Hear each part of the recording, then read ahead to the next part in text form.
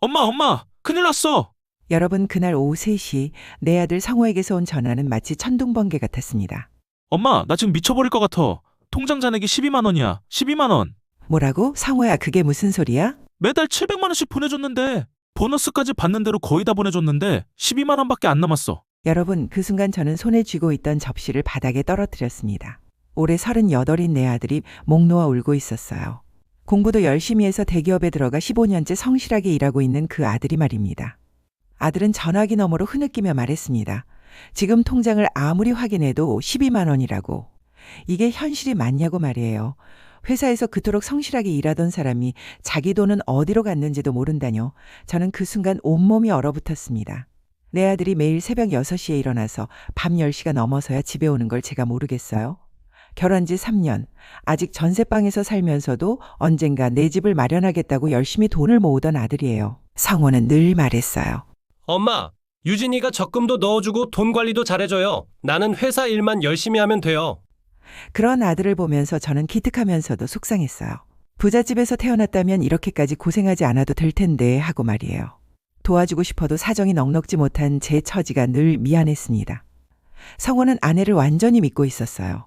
아이도 집 장만할 때까지는 미뤄두자고 하면서 알뜰살뜰 돈을 모으고 있다고 생각했거든요. 지금쯤이면 거의 2억쯤은 모았을 거라고 믿고 있었는데 그런 피 같은 돈이 한순간에 증발했다고요? 그때 며느리 유진이가 거실로 나왔습니다. 제가 접시 깨진 소리에 놀라서 나왔나 봐요.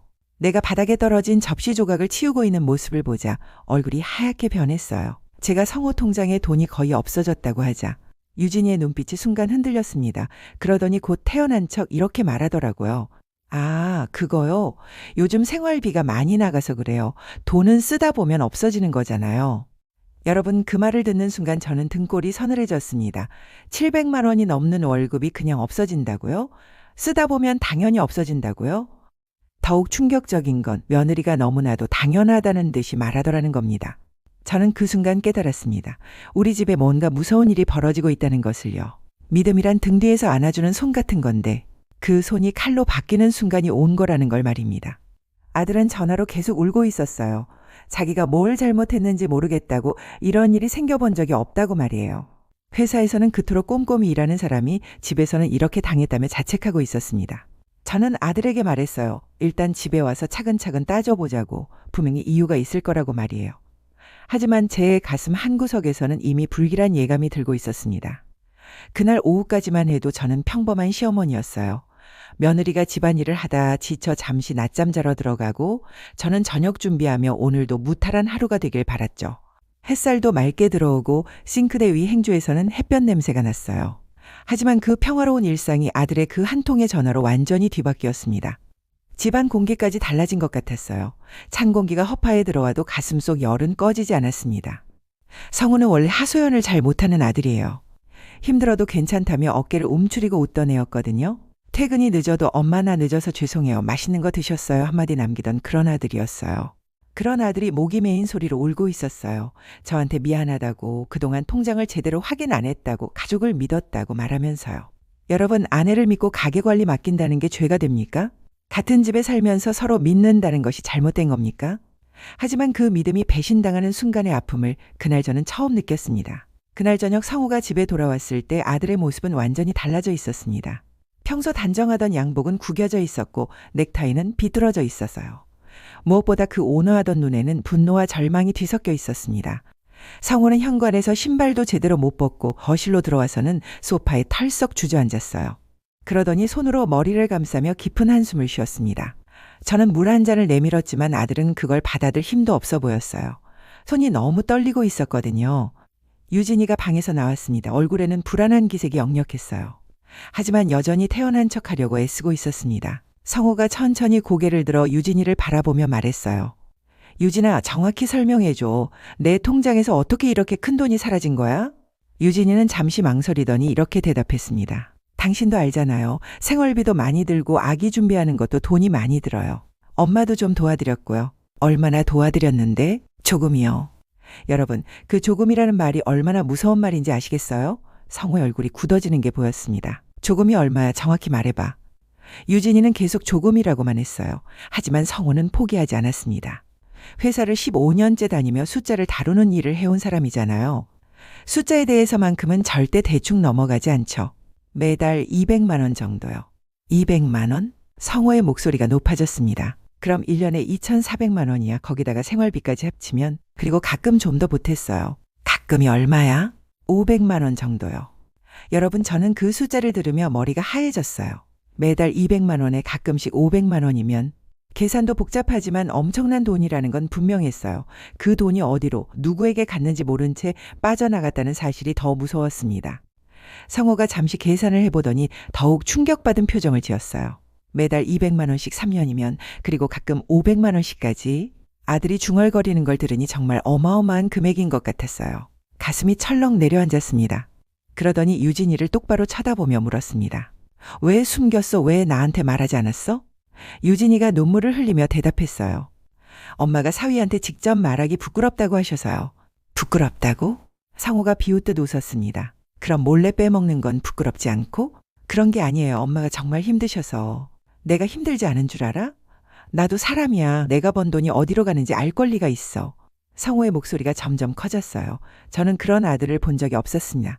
평소 온순하던 아들이 이렇게 화를 내는 모습을 말이에요. 유진이는 계속 울면서 변명했습니다. 자기도 어쩔 수 없었다고, 엄마가 너무 힘들어하셔서 그랬다고 말이에요. 하지만 성호는 더 이상 들으려 하지 않았어요. 자리에서 벌떡 일어나더니 방으로 들어가 버렸습니다. 문이 쿵 닫히는 소리가 집안을 울렸죠. 그날 밤 저는 잠을 이룰 수 없었어요.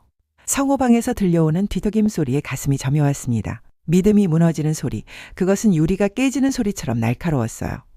저는 부엌으로 나가서 물을 마시며 생각했습니다. 이게 정말 끝일까? 아니면 더 큰 일이 기다리고 있는 걸까? 그런데 여러분, 제 예감이 맞았어요. 이건 정말 시작에 불과했습니다. 다음 날 성호는 평소보다 일찍 퇴근했습니다. 집에 들어오자마자 곧바로 방으로 들어가서 노트북을 켰어요. 저는 방문 앞에서 그 모습을 지켜봤습니다. 아들의 눈빛이 달라져 있었어요. 더 이상 피곤한 직장인의 눈이 아니라 진실을 파헤치려는 단단한 의지가 담긴 시선이었습니다. 성호는 회사에서 배운 대로 모든 거래 내역을 차근차근 뽑아보기 시작했어요. 몇 월 며칠 어느 시각에 얼마가 빠져나갔는지를 마치 업무 보고서 쓰듯 메모지에 일일이 적어내려갔습니다. 작은 숫자 하나도 놓치지 않으려는 손끝이 파르르 떨렸습니다. 하지만 여러분, 그 결과는 정말 충격적이었습니다. 화면에 나타난 내역을 보니 매달 큰 돈이 빠져나가는 것들이 모두 같은 계좌로 가고 있었어요. 그 계좌 주인의 이름을 보는 순간 저는 깜짝 놀랐습니다. 유진이 어머니 이름이었거든요. 성호가 더 자세히 살펴보더니 소리를 질렀어요. 엄마, 이거 좀 봐봐. 저는 황급히 방으로 들어갔습니다. 성호가 화면을 가리키며 말했어요. 매달 200만 원씩이 정확히 이 계좌로 들어갔어. 그리고 가끔씩 500만 원, 800만 원씩도. 하지만 더 충격적인 건 따로 있었어요. 엄마, 여기 봐. 내가 보너스 받았을 때마다 다음날 바로 큰 돈이 나간 거야. 보너스 받은 다음날에? 한 번에 몇백에서 1,000만 원 가까이 이렇게 큰 돈이. 성호가 손가락으로 화면을 가리키며 말했어요. 엄마, 지금까지 나간 돈만 잡아도 이미 1억은 훌쩍 넘어. 저는 의자에 주저앉았습니다. 1억이 넘는다고요? 성호가 피땀 흘려 모아온 돈, 집장만의 꿈이 걸린 그 돈이 그렇게 빠져나갔다니요. 성호는 계속 조사했습니다. 올해 들어서도 수천만 원이 더 같은 계좌로 나갔더라고요. 그것도 성호가 보너스를 받을 때마다 어김없이 큰 돈이 빠져나갔어요. 엄마, 이건 우연이 아니야. 내가 보너스 받는 날짜를 정확히 알고 있었다는 얘기야. 그 말을 듣는 순간 저는 등골이 서늘해졌어요. 이게 단순한 생활비 지원이 아니라 계획적이고 조직적인 일이었다는 뜻이거든요. 성호가 유진이를 불렀습니다. 유진이는 방에서 나오더니 화면을 보자 얼굴이 하얘졌어요. 이거 설명해봐. 내가 말한 조금이 이거야? 성호가 화면을 가리키며 말했어요. 3년 동안 1억이 훌쩍 넘는 돈이 내 엄마한테 들어갔어. 유진이는 입술을 떨며 대답했어요. 그게 엄마가 힘들다고 해서. 힘들면 일을 하든지 뭘 하든지 해야지. 왜 남의 아들 등골을 뽑아? 남의 아들이 뭐예요? 사위잖아요. 사위면 호구야? 사위면 자동인출기야? 여러분, 그 대화를 듣는 제 마음이 어땠겠어요? 대기업 다니면서도 그토록 검소하게 살던 내 아들이 이렇게 분노에 떠는 모습을 보는 게 얼마나 가슴 아팠는지 모르실 거예요. 거실 공기가 무겁게 내려앉아 숨쉬기조차 힘들었습니다. 그러나 끝이 아니었습니다. 성호가 더 조사해보니 유진이 어머니가 그 돈으로 뭘 했는지도 알게 됐거든요. 인터넷 쇼핑, 여행사, 고급 레스토랑, 심지어 자동차까지 이게 다 성호 계좌에서 나간 돈으로 결제된 거였어요. 엄마, 이거 봐. 해외여행비만 해도 몇 천만 원, 새 자동차, 집 인테리어비. 성호의 목소리가 점점 높아졌어요. 이게 생활고에 시달리는 어머니가 쓴 돈이야? 엄마, 이상해. 여기 다른 카드 결제 내역도 있어. 화면을 보니 성호 명의가 아닌 유진이 이름으로 된 카드가 사용되고 있었어요. 그런데 그 사용처들이 너무 수상했습니다. 고급 호텔, 명품 매장, 해외 온라인 쇼핑몰, 이름만 들어도 비싼 자리들.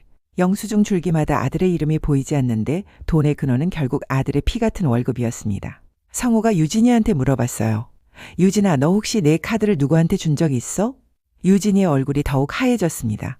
한참을 망설이더니 결국 고백했어요. 엄마한테 제 카드를 드렸어요. 뭐라고? 성호가 그 카드 사용 내역을 확인해 보니 정말 기가 막혔습니다. 3년 동안 카드로만 약 5천만 원이 넘게 사용됐더라고요. 5천만 원? 이것까지 합치면. 성호가 계산을 하다가 손이 떨리기 시작했어요. 엄마, 통장에서 나간 돈과 카드로 쓴 돈을 합치면 이제 1억 5천은 넘었어. 저는 그 숫자를 들으며 현기증이 날 것 같았어요. 1억 5천이라니요. 성호가 15년 동안 모은 돈이 무너져 내리는 소리가 귀에 울렸습니다. 그런데 유진이가 또 다른 말을 했습니다. 사실 엄마가 이번 달에도 돈이 필요하다고 하셔서. 뭐라고? 150만 원만 더 달라고 하셨어요. 성호가 머리를 감쌌습니다. 지금까지도 모자라서 더 달라고? 엄마 말씀이 매달 150만 원씩만 주면 된다고. 여러분, 그 말을 들으시면 어떤 기분이실까요? 이미 억 단위로 돈이 나간 마당에 매달 150만 원씩 더 달라니요. 해마다 1,800만 원을 상납하라는 말과 다를 게 없었습니다. 성호는 그 순간 완전히 무너졌어요. 소파에 주저앉아서 두 손으로 얼굴을 감쌌습니다. 엄마, 나 이제 어떻게 해야 해? 아들의 그 모습을 보면서 저는 더 이상 참을 수 없어서요. 이제는 제가 나서야 할 때라고 생각했습니다. 성호야, 이제 그만해. 더는 못 참겠다. 내가 직접 가서 따져볼 거야. 하지만 성호가 말렸어요. 엄마, 내가 직접 해결할게. 사위가 장모한테 따져야 할 일이야. 그래서 결국 성호가 장모와 직접 대면하기로 했습니다. 저는 그게 걱정됐어요. 아들이 또 상처받을까 봐서요. 하지만 성호의 결심은 확고했습니다. 더 이상 이런 식으로 당할 수는 없다고 진실을 밝혀야 한다고 말했어요. 드디어 성호가 장모와 직접 만나는 날이 왔습니다. 성호는 모든 증거 서류를 가지고 장모 집으로 향했어요. 장모 집에 도착한 성호는 깜짝 놀랐습니다. 집 앞에 새로 산 듯한 고급 승용차가 서 있었거든요. 성호 돈으로 산 차인 게 분명했죠. 현관에 들어서니 집안도 완전히 달라져 있었어요. 새 가구, 새 가전제품, 벽에는 비싼 그림까지 걸려 있었습니다. 돈 냄새가 진동했지만 그 돈은 우리 집 돈이었습니다. 장모가 나와서 인사했어요. 성호 왔구나. 무슨 일이야? 성호가 서류 뭉치를 꺼내며 말했습니다. 어머니, 제 통장 내역을 확인했습니다. 그 순간 장모의 표정이 순간 굳었어요. 하지만 곧 태연한 척했습니다. 그래? 뭐가 어떻다고?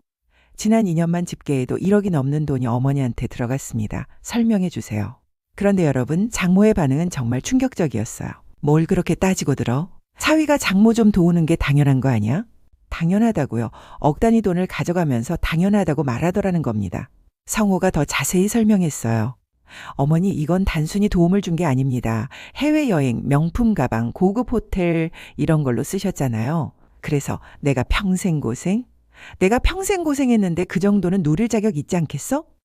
여러분, 이 말을 들으시면 어떤 기분이실까요? 남의 돈으로 호의호식하면서 자격이 있다고 당당히 말하다니요. 성호가 참고 있던 화가 터졌습니다. 어머니, 그럼 처음부터 말씀하셔야죠. 숨기고 거짓말하면서 제 돈을 가져간 건 잘못 아닙니까? 가져갔다는 게 뭔 소리야. 딸이 준 거지. 딸이 제 허락도 없이 줄 권리가 있습니까? 그러자 장모가 더욱 당당하게 나왔어요. 권리? 사위가 장모 챙기는 건 당연한 거야. 내가 우리 딸 사랑해서 결혼한 거 아니야? 그럼 나까지 사랑해야지. 여러분, 저는 이 말을 전해 들으면서 온몸이 떨렸어요. 사랑이라는 말을 저렇게 더럽히는 사람을 본 적이 없거든요. 사랑은 주는 것이지 빼앗는 것이 아닌데 저 사람들에게 사랑은 요구서였습니다. 성호가 서류를 테이블에 내려놓으며 말했습니다. 어머니, 이건 증거입니다. 앞으로는 더 이상 이럴 수 없습니다. 그러자 장모가 더욱 뻔뻔하게 나왔어요. 그럼 매달 150만 원씩만 줘라. 그것도 안 된다면 넌 사위 자격이 없어. 성호가 깜짝 놀라며 물었습니다. 지금까지도 모자라서 더 달라고 하시는 겁니까? 당연하지. 내가 딸 하나 키우느라 얼마나 고생했는데. 여러분, 이게 사람이 할 소리입니까? 이미 억 단위로 가져가 놓고도 매달 150만 원씩 더 달라니요. 해마다 1,800만 원을 추가로 요구하고 있었어요. 성호는 그 자리에서 단호하게 선언했습니다. 어머니, 더 이상은 불가능합니다. 모든 카드도 정지시키겠고 앞으로는 한 푼도 더 드릴 수 없습니다. 그러자 장모가 소리를 질렀어요. 네가 그러고도 사람이냐? 사위가 장모한테 이럴 수가 있냐? 어머니야말로 그러고도 사람입니까? 남의 돈으로 호화생활하면서. 뭐라고? 남의 돈이 아니라 우리 가족 돈이야. 성호가 비웃으며 말했습니다. 가족 돈이면 왜 숨기셨어요? 왜 거짓말하셨어요? 장모는 할 말이 없어지자 오히려 화를 더 냈어요. 사람들이 알면 뭐라 하겠니? 사위가 장모를 이렇게 구박한다고 하면. 구박이요? 제가 언제 어머니를 구박했습니까? 돈 안 주는 게 구박이지 뭐야? 여러분, 이 대화를 듣고 계시면 어떤 생각이 드시나요? 돈을 안 주면 구박이라고 하는 사람을 어떻게 이해할 수 있겠어요? 거꾸로 세상이 선을 넘은 순간이었습니다. 성호는 더 이상 참을 수 없었어요. 그 자리에서 일어나며 마지막으로 말했습니다. 어머니, 앞으로 제 허락 없이는 단 한 푼도 쓰지 마십시오. 그리고 유진이한테도 더 이상 돈 달라고 하지 마세요. 그러고는 집을 나왔어요. 하지만 장모의 목소리가 뒤에서 쫓아왔습니다. 네가 후회할 거야. 내가 가만 안 둘 거야. 성호가 집에 돌아와서 저한테 그 이야기를 해줄 때 아들의 얼굴은 완전히 지쳐 있었어요. 엄마, 나 완전히 속았어. 저 사람들한테는 미안함이나 고마움 같은 게 전혀 없어. 저는 아들의 손을 잡으며 말했습니다. 잘했다, 성호야. 이제부터가 진짜 시작이야. 하지만 저는 알고 있었어요. 이게 끝이 아니라는 것을요. 성호가 장모와 대면한 다음 날부터 전화가 빗발치기 시작했습니다. 새벽 6시부터 밤 12시까지 하루에 수십 통씩 전화가 왔어요. 장모뿐만 아니라 유진이 이모들까지 동원해서 성호를 괴롭혔습니다. 사위가 어떻게 장모를 이렇게 대할 수 있냐? 우리 집안 망신시키려고 작정했냐? 돈 몇 푼 아껴서 뭐 하려고? 여러분, 돈 몇 푼이라고 하는데 1억이 넘는 돈이 돈 몇 푼인가요? 성우는 처음엔 정중하게 설명하려고 했어요. 자기도 어쩔 수 없는 상황이라고, 가정을 지키기 위해서라고 말이에요. 하지만 그 사람들은 들으려 하지 않았어요. 오히려 더 심하게 몰아붙였습니다. 말은 칼이 되어 날아왔고 전화벨은 초인종처럼 하루에도 몇십 번씩 아들의 가슴을 두드렸습니다. 심지어 유진이마저 성호를 압박하기 시작했어요. 당신이 너무 인정머리가 없어요. 친정어머니가 이렇게 힘들어하시는데. 힘들어한다고? 억 단위로 가져가고도 힘들다고? 그건 그거고 이건 이거잖아요. 뭐가 그거고 뭐가 이거야. 다 내 돈이야. 유진이는 눈물을 흘리며 말했어요. 당신 정말 변했어요. 예전엔 이런 사람이 아니었는데. 내가 변한 게 아니라 진실을 알게 된 거야. 여러분, 저는 그 광경을 지켜보면서 가슴이 답답했어요. 내 아들이 가해자가 되어가고 있었거든요. 피해자인데도 말이에요. 성우는 점점 지쳐갔습니다. 회사에서도 집중이 안 된다고 했어요. 중요한 프레젠테이션을 준비하다가도 멍하니 있을 때가 많다고 하더라고요. 한 번은 이런 일도 있었어요. 성호가 회사에서 중요한 업무를 실수할 뻔한 적도 있대요. 다행히 동료가 발견해서 큰일은 안 났지만 성호는 그 일로 더욱 자책했습니다. 엄마, 내가 회사에서는 그렇게 꼼꼼히 일했는데 집에서는 이렇게 당했어. 내가 정말 바보였어. 저는 아들을 보면서 가슴이 찢어졌어요. 성실하고 착했던 내 아들이 이렇게 무너져가고 있었거든요. 그런데 더 큰 문제는 따로 있었어요. 장모 쪽에서 포기하지 않고 있었거든요. 어느 날 성호 회사로도 전화가 왔어요. 장모가 성호 상사한테 전화해서 성호가 어떤 사람인지 험담을 늘어놓은 거예요. 우리 사위가 평소에 어떤 사람인지 아시냐고 하면서 말이에요. 성호는 그 일로 상사한테 불려가서 한참 동안 설명해야 했어요. 다행히 상사가 이해해줬지만 성호는 더욱 위축되었습니다. 엄마, 이제 회사에서도 눈치 보여. 동료들이 나를 이상하게 볼까봐. 여러분, 피해자가 오히려 위축되는 이런 상황을 어떻게 봐야 할까요? 세상은 때로 진실보다 소문을 더 빨리 믿습니다. 그런데 정말 가관인 건 유진이었어요. 이런 상황에서도 여전히 어머니 편을 들고 있었거든요. 당신이 좀만 참으면 되는 일인데 왜 이렇게 키워요? 참으면 돼? 억 단위를 참으라고? 그럼 당신은 내 엄마가 굶어 죽어도 상관없어요? 굶어 죽긴 누가 굶어 죽어? 그렇게 가져가 놓고. 성호와 유진이의 다툼은 날이 갈수록 심해졌어요. 집안 분위기는 최악이었습니다. 저는 그런 상황을 지켜보면서 결심했어요. 더 이상 이런 식으로 갈 수는 없다고요. 그런데 여러분, 정말 믿기지 않는 일이 또 벌어졌습니다. 성호가 유진이 물건을 정리하다가 우연히 발견한 건데요. 유진이 방에서 낡은 지갑이 나온 거예요. 그 안에 또 다른 카드들이 들어있었어요. 성호가 그 카드들을 확인해 보니 정말 기가 막혔습니다. 유진이 이름으로 발급받은 카드가 5장이나 더 있었던 거예요. 유진아, 이 카드들은 뭐야? 유진이의 얼굴이 하얘졌어요. 그거는 또 뭘 숨긴 거야? 이 카드들로도 돈을 썼어? 유진이가 고개를 끄덕였어요. 성호는 그 즉시 카드 회사에 전화해서 사용 내역을 확인했습니다. 여러분, 그 결과는 정말 충격적이었어요. 5장의 카드로 추가로 수천만 원이 더 사용되었더라고요. 그것도 대부분 장모가 쓴 흔적이었어요. 추가로 5천만 원, 그럼 지금까지 총 얼마나 된 거야? 성호의 목소리가 떨렸어요. 이제 1억 5천은 훌쩍 넘었어. 두 손으로 막아도 새어나가는 물 같아. 유진이는 바닥에 주저앉아서 울기 시작했어요. 미안해요. 정말 미안해요. 엄마가 계속 달라고 해서 나도 어쩔 수 없었어요. 하지만 성호는 더 이상 들으려 하지 않았어요. 어쩔 수 없었다고? 이렇게까지 숨겨서 가져가면서? 엄마가 죽겠다고 했어요. 친척들 앞에서 창피당하겠다고. 그럼 나는, 우리 집은, 내 꿈은, 내가 무너지는 건 상관없어? 그때 성호 휴대폰이 울렸어요. 또 장모에게서 온 전화였습니다. 성호가 전화를 받자 장모의 목소리가 들렸어요. 성호야, 이번 달 생활비는 언제 줄 거야? 어머니, 더 이상 드릴 돈 없습니다. 없긴 뭐가 없어? 좋은 회사 다니는 사람이? 이미 1억 5천이 넘게 드렸잖아요. 그거 다 썼어. 여러분, 1억 5천을 다 썼다고 태연하게 말하더라는 거예요. 그럼 이번엔 300만 원만 줘. 적게 달라고 하는 거야. 성호가 소리쳤습니다. 어머니, 정신 차리세요. 더 이상은 정말 불가능합니다. 그럼 유진이 내가 데려올 거야. 너 같은 사위는 필요 없어. 그리고 전화를 끊어버렸어요. 성호는 그 자리에 주저앉았습니다. 이제 아내까지 빼앗기겠다는 협박을 받고 있었거든요. 저는 더 이상 참을 수 없었어요. 성호야, 이제 정말 끝을 봐야겠다. 내가 나설 거야. 결국 제가 나섰습니다. 더 이상 내 아들이 이런 고통받는 모습을 볼 수 없었거든요. 저는 직접 장모한테 전화를 걸었어요. 여보세요, 유진이 어머니세요? 네, 그런데 누구세요? 성호 어머니입니다. 한번 만나서 이야기 좀 해야겠어요. 무슨 이야기요? 직접 만나서 하죠. 다음 날 저는 장모를 만났습니다. 장모는 여전히 당당한 태도였어요. 성호 어머니 오셨군요. 무슨 일이세요? 지금까지 얼마나 받으셨는지 아세요? 뭘 그렇게 따져요? 사위가 장모 도우는 게 당연한 거 아니에요? 이미 1억 5천이 넘는 돈이 도움이에요. 이건 사기예요. 사기라니요? 우리 딸이 준 거예요. 딸이 남편 몰래 줄 권리가 있어요? 장모가 갑자기 화를 냈어요. 권리? 내가 딸 하나 키우느라 얼마나 고생했는데. 고생했으면 은혜를 갚으라고 하세요. 남의 아들 등골 빼먹지 말고. 남의 아들이 뭐예요? 사위잖아요. 사위도 남의 아들이에요. 제 부모님도 계시고 제 삶도 있어요. 여러분, 저는 그때 정말 화가 머리끝까지 올라왔어요. 우리 아들이 여유가 있으면 당연히 수백만 원 용돈 드리고도 남지요.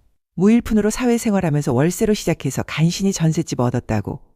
밤늦게까지 대리운전 부업도 하면서 힘겹게 아둥바둥 살고 있는데 내 집 마련에 꿈을 키우는 아들인데 가슴속에서 뜨거운 피가 치솟아 귀까지 달아올랐습니다. 지금까지 받은 거로도 모자라서 더 달라고 하세요? 당연하죠. 매달 200만 원씩은 줘야 해요. 200만 원? 지금까지도 모자라서 200만 원씩 더요? 네, 그것도 못 주면 유진이 데리고 갈 거예요. 저는 그 말을 듣고 더 이상 참을 수 없었어요. 그러세요. 데리고 가세요. 대신 지금까지 받은 돈 다 돌려주고 가세요. 돌려주긴 뭘 돌려줘요. 그럼 경찰서 가서 속여서 돈 가져간 죄로 신고하겠어요. 뭐라고요? 사위 명의로 돈 빼먹은 거 증거 다 있습니다. 그제서야 장모의 목소리가 작아졌어요. 그렇게까지 할 거예요? 더 이상 내 아들 괴롭히면 정말 그렇게 할 거예요. 저는 그날 확실히 선을 그었습니다. 더 이상은 안 된다고요. 사람의 인내에도 끝이 있고 가족이라는 말에도 경계가 있습니다. 그 일이 있고 나서 장모 쪽에서는 연락이 뜸해졌어요. 하지만 유진이와 성호의 관계는 쉽게 회복되지 않았습니다. 믿음의 유리병은 한번 깨지면 원래대로 돌아가지 않으니까요. 이혼 얘기까지 오가다 어렵게 합의는 했나 봐요. 저는 그냥 모른 척했어요. 유진이도 정말 미웠지만 그렇다고 이혼하라는 말은 안 나오더라고요. 성호는 모든 가게 관리를 직접 하기로 했어요. 용돈도 필요한 만큼만 주고 모든 지출을 투명하게 관리하기로 했습니다. 통장과 카드, 자동이체 내역을 하나하나 정리하는 아들의 손길은 이전보다 더 단단해졌습니다. 유진이는 처음엔 반발했지만 나중엔 받아들일 수밖에 없었어요. 자신의 잘못을 인정했거든요. 그래도 상처의 흔적은 말없이 남았습니다. 하지만 여러분, 상처는 쉽게 아물지 않더라고요. 성호는 지금도 매일 통장을 확인하는 것 같았어요. 또 다른 구멍이 뚫리지 않았는지 말이에요. 한때 가족을 완전히 믿었던 아들이 이제는 의심부터 하게 되었어요. 사람을 쉽게 믿지 못하는 눈빛은 어두운 밤 창문에 비친 달처럼 쓸쓸했습니다. 밤에 잠을 못 자는 날도 많아요. 2억 가까운 돈이 사라진 충격이 아직도 가시지 않았거든요. 손주를 위해 모았던 돈도 아이 이름으로 적금 통장을 만들려던 꿈도 한동안 멈췄습니다. 며칠 전에는 이런 말도 하더라고요. 엄마, 나 정말 바보였어. 가족이라는 이름으로 이렇게 당할 줄은 몰랐어. 저는 그런 아들을 보면서 가슴이 아파요. 내 아들이 사람을 믿지 못하게 되었다는 게 가장 안타까워요. 그러나 한편으로는 알고 있습니다. 이 일을 겪으며 아들은 더 단단해졌고 다시 시작할 힘을 배웠다는 것을요. 여러분, 이 이야기를 들으시면서 어떤 생각이 드셨나요? 내 아들이 피땀 흘려 번 2억 가까운 돈을 이렇게 빼앗아간 사람들을, 여러분은 용서할 수 있으시겠어요? 사위라는 이유만으로 당연히 돈을 내놔야 한다고 생각하는 사람들을 여러분은 이해할 수 있으시겠어요? 그리고 그 돈으로 호화 생활하면서도 더 달라고 하는 사람들을 여러분은 가족이라고 부를 수 있으시겠어요? 저는 지금도 화가 나요. 내 아들이 이렇게 상처받은 게 너무 억울해요. 하지만 한 가지는 확실해요. 성호가 이제는 정말 강해졌다는 거예요. 다시는 이런 일을 당하지 않을 만큼 말이에요. 무너진 꿈은 잠시였을 뿐 우리는 다시 일어설 겁니다. 집장만의 꿈도 손주를 위한 미래도 천천히 다시 그려나가려 합니다.